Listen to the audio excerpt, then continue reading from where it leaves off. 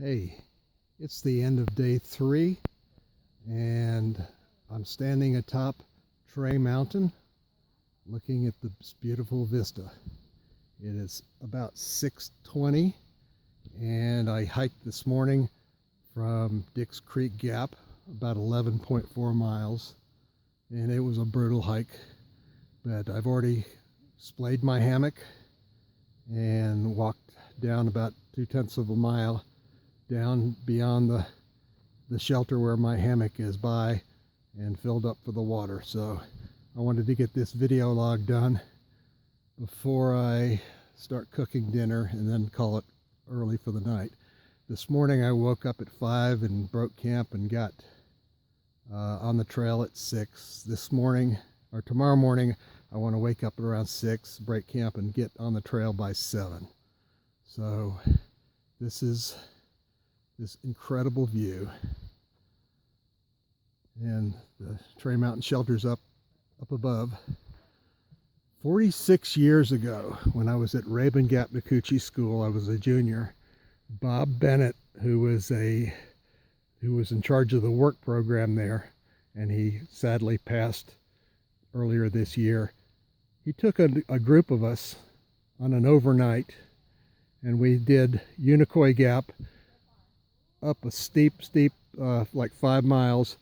We stayed here overnight, and that morning after we stayed here, we stayed in the shelter, by the way, which is right up there. I'll walk by there in a second. We stayed in the shelter, and somebody had written a message in Hobbit on the wall, and I just happened to have a paperback copy of Hobbit, and it had the Hobbit alphabet in the back of it. So I don't remember what the message is, but I was able to translate it.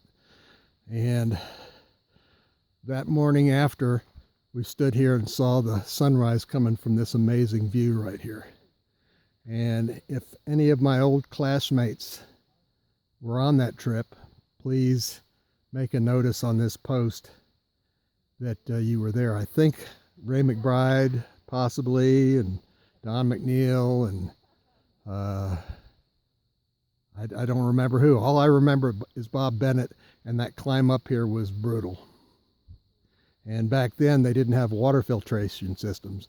We just went to the spring and put quinine tablets in into our canteens. But this is an amazing view, and I got my head beams on because it's going to be dark before you know it. But let's just walk to my campsite.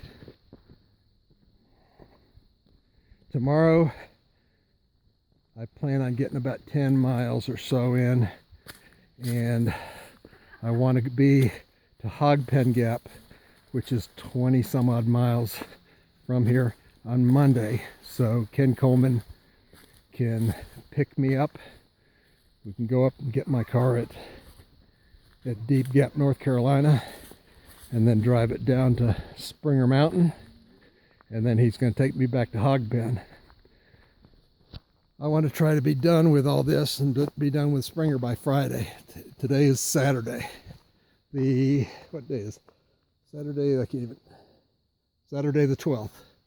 So I want to be done with all this so I can be at Hatch Camp on Saturday, next Saturday.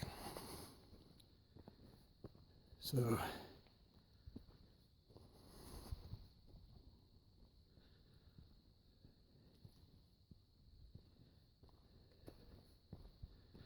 that's the shelter that we stayed in 46 years ago.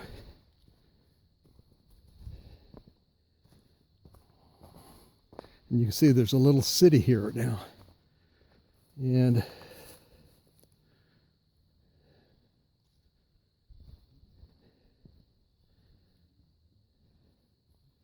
this is my setup, my backpack. I've got my filtered water bottle, all my stuff.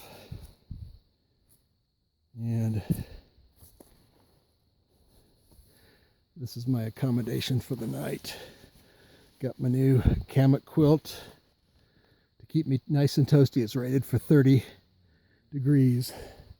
So I am fixing to make some beef stew. Probably eat half of it and eat the rest for breakfast in the morning. And I hope to be waking up about 6 and break camp and be on the trail by 7 in the morning. So there is the old shelter we were at 46 years ago, and all of us just slept in there with sleeping bags.